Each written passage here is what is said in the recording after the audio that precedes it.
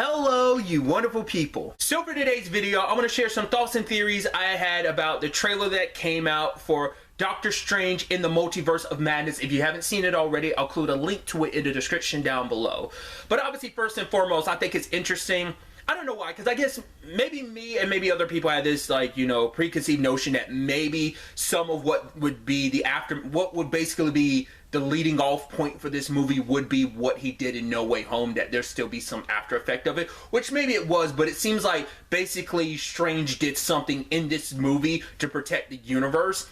And it broke a hole into the other, you know, multiverse, the other dimensions out there. They were all obviously set, they're all out there. There's a multitude of them, and he kind of bust a hole in between them. And I think they're all starting to bleed together, interestingly enough. And I'm curious, well, what is this thing he was doing trying to protect the universe? What was he trying to stop? What did he do that would lead to all of this? Like, is it just in the aftermath? Like, did he do something on top of what happened at the end of No Way Home that really broke everything? Or is this thing that he does in this movie is the big bang of it all? And I mean that in multiple ways, because obviously Kang talked about like him being a part of the multiversal war, that basically he became aware of the multiverse and stuff like that. Never saying that he necessarily started it, just that he basically, and different versions of himself across the multiverse, started a multiversal war, at least to my recollection. I could be remembering wrong, but I am curious, like, are we going to make this kind of like a full circle, like this reciprocal thing of almost like the snake eating its own tail, that basically it starts with, well, not necessarily, I think that isn't applicable in this case, but I'm curious, is Strange going to be the big bang of it all? Is he going to be the one that actually kind of gives birth to the multiverse in some shape or form? Or is it just a thing of like, no, it already existed, you just happen to punch a hole through it? It's kind of what I'm curious at, what they're like delineating in the trailer. I'm not quite sure which way they're leaning towards that. Maybe it's a little clearer to other people than it is to me, but either way, it is kind of interesting to know, like, yeah, here's Strange doing something yet again he shouldn't be doing. And I like that they actually play into that a little bit in the trailer too, where we don't get the full context around it, but Wanda's like, right, you break things, you get heralded as a hero. I break things and I'm the bad guy. Like, how is that fair? And I know, because I know for a lot of people, they had their, like, some people were at least a little understanding of, hey, Wanda, it sucks, you were grief-stricken, I get that, but it's super messed up what you did to that town, controlling those people that are in pain. At the same time, it's like, right, she was in pain, she has these powers, like, her grief manifested in a way different version than other people would, like, you know, because, you know, I think we as people, we could all end up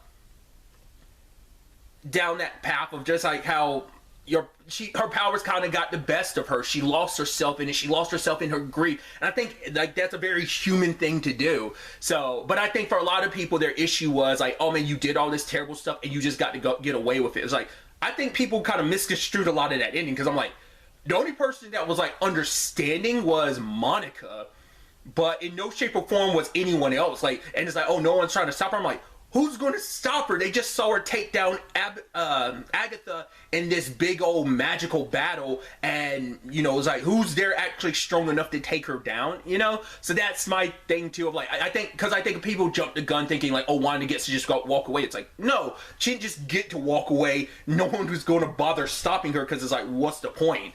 Considering what you just saw she's capable of doing. She's got full-blown magic on her side.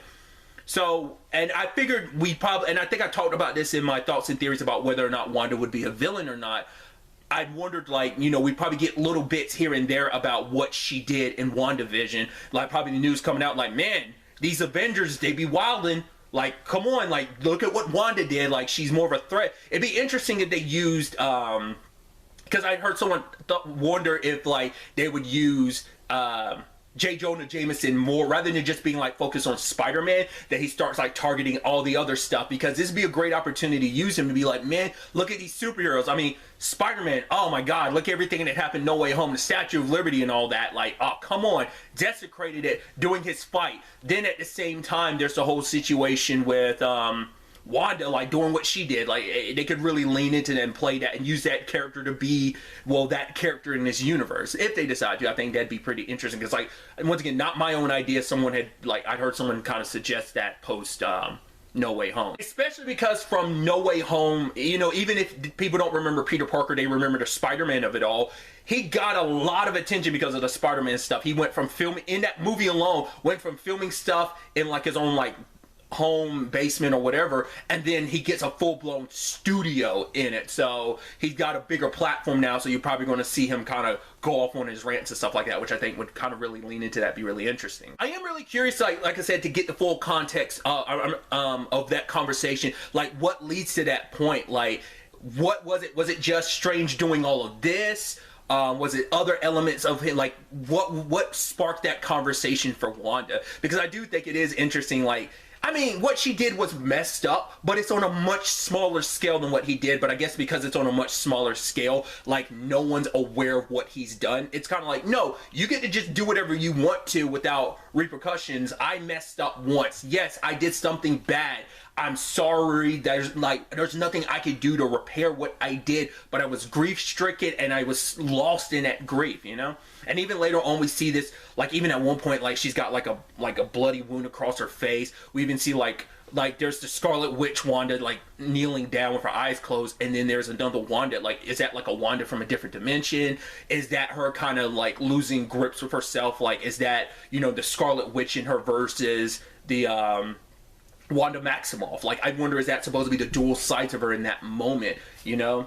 Is that her kind of going back to that moment, being like, oh, I wish I could go back there. I know it sucked and it was terrible, but I want that moment back, you know? Because will Wanda go off on her own and do some like messed up stuff during this movie because it's like, oh, Strange did some stuff because it was for the sake of everything. It's like, then if I'm just going to be labeled a bad guy, I would be bad for the sake of getting what I want. I want my children back, maybe even try to get Vision back. But it's like, I'll do it then. Even if I get labeled evil, because I'm already labeled evil, why don't I just lean into it, be selfish, and get what I want? Because no one's going to look at me the same way anyway. I'm always going to be the bad guy who took over that town and brainwashed and controlled people. Once again, not saying what she did was right, but like, I don't think she's going to escape the vilification of like what she did. I think she doesn't get away scot-free. I think this movie's going to lean into that at least a little bit. I think we'll get some background stuff talking about it. This actually leads into what I brought up previously. Like, will Wanda walk away from all of this? A good guy, a bad guy, towing that line in between? Will she kind of bounce back and forth? I'm curious. Will the other version of Vision pop up? Is kind of a question.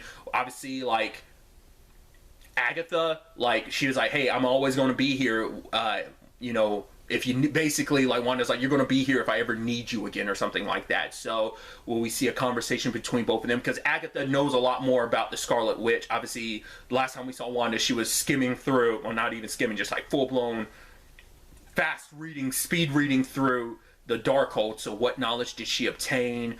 What did she learn about herself as a Scarlet Witch? A lot of those questions maybe will get answered in this as well. But obviously a big chunk of this too is like, okay, so Strange, you kind of did some messed up stuff, and now like everything and everyone is in danger. The entire, like I said, I think the multiverse is bleeding in on itself. So there's obviously the evil Doctor Strange, which we all saw in like the teaser thing they eventually released, but it was at the end of No Way Home. The question is that many have is that the Doctor Strange from What If? The one from episode 4, the one who at the end of it all is holding Killmonger and Ultron in like a pocket dimension. Is that him, or is this a different Doctor Strange? Because this Doctor Strange seems kind of evil, whereas that Doctor Strange was like, yeah, much like Wanda, was driven by grief. But eventually we see like Mordo popping up and he's arresting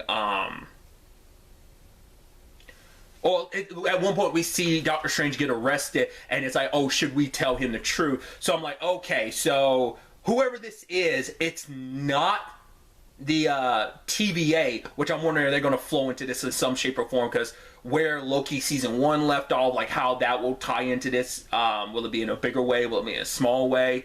Because you get the feeling like, well, because we're dealing with the multiverse, like Kang has to be here. But like I said, that's why I'm wondering if, like, if in some shape or form, Doctor Strange is the linchpin that, like, is he the one that, like, because Kang was like, oh yeah, a version of me found out about other versions of himself across the multiverse. It's like, what if Doctor Strange during all this like punched a hole into his dimension? He was like, well, what is that? And like he looks in, he sees he peeks into a different universe and sees a different version of himself, and that's what eventually led to the multiversal war. So it's like, yeah, you kind of jump started all this chaos. Obviously, it's like all the crazy interdimensional monsters and stuff like that we're going to be dealing with, but still. And how like America Chavez comes into this. I guess like even with his powers, Strange can't actually, he can punch a hole in different dimensions, but maybe he needs someone who could actively use her powers, because I don't know much about the character. I only know what people have said, like, oh, she has the power to jump through dimensions. It's at least one of her main abilities. So maybe he goes to her specifically, or maybe she came to Strange being like, yo, like some weird stuff. I don't know.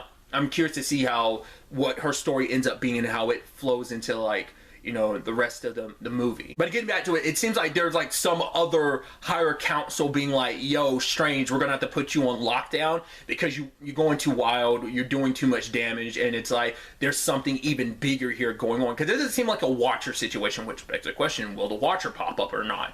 I mean, granted, he didn't interfere when the other Strange was doing what he was doing, and even then that Watcher said he's gonna like he's gonna take a little bit more of an active role when things kind of go crazy, which also begs the question, what other, like, are we gonna see a Captain Carter or Killmonger? Well, he's locked up. I was about to say Killmonger, Black Panther, but I mean he's locked up right now. So like some of those other versions of characters we met during What If, like how many of them are actually going to pop up live action wise. Obviously another thing too is what's the aftermath of this movie going to be? Like what does this mean for the MCU going forward? Like how much of this will get resolved? How much of this genie will get put back in the bottle by the end of this movie, and how much will be left open? Will Strange be able to put any of it back in the bottle? Maybe some, like, are we going to have like oh man, this is, everything's back and everything seems good, everything seems okay, and then we get like a post-credits of, well, it's not all okay? Or is it going to be a thing of, or is the movie going to end on a bit of a downer? I'm curious to see how that plays out. I feel like it probably ends on a little more of a hopeful note with a little smidge of, oh no, but you never know. Like, I'd be so curious. It'd be really interesting if they kind of made the movie end on a bit of a downer. You know, it's just kind of like, no, like, things are still broken, and, you know, you can't do all the stuff that Strange has done without there being a price to pay, whether it be on a universal level, whether it be on a personal level. I'm curious, like, what it means for his character growth as well. Like, you know, Strange has been pretty arrogant up until now, and I wonder, will this humble him, or will that still going forward be a key part of his character? Because this might be the biggest thing you've been involved in. Once again, he's not even Sorcerer Supreme. We know that Wong is. So I'm sure when Wong's talking to him, it's like, dude, I'm the Sorcerer Supreme. You can't go off doing whatever you want to. Maybe like I brought up earlier with Mordo, like he might be working with someone else, because it might be like no, I'm part of a larger cause here. Like, yeah, I was off making sure no one else had these powers beforehand, but now it's more so like, no, I need to keep people in check. So I'm working with a larger scale universal, maybe multiversal organization that apparently isn't the TVA, not unless the TVA has shifted in that time because of Kang in some shape or form. Maybe, maybe not. And so, unless this has to do with Renslayer, because like, we don't know where she popped off to at the end of Loki, so once again, you have to wonder like how much of that's going to translate over to this, and how much is just going to be saved for season 2 of Loki. Because I'm sure some of this would be like background setup for that as well. So I don't know. I'm curious to see where it all ends. Obviously, these are just kind of some of my thoughts and theories about things. I'd love to get to know yours in the comments down below. Do you agree with some of the points I brought up? Do you disagree? What are just your thoughts yourself? Like, what do you want from the movie? What do you expect to see from the movie? Let me know. But really, that's all I want to talk about. So the next time we meet, be happy, be safe, live life to the fullest, and enjoy it. Good day and good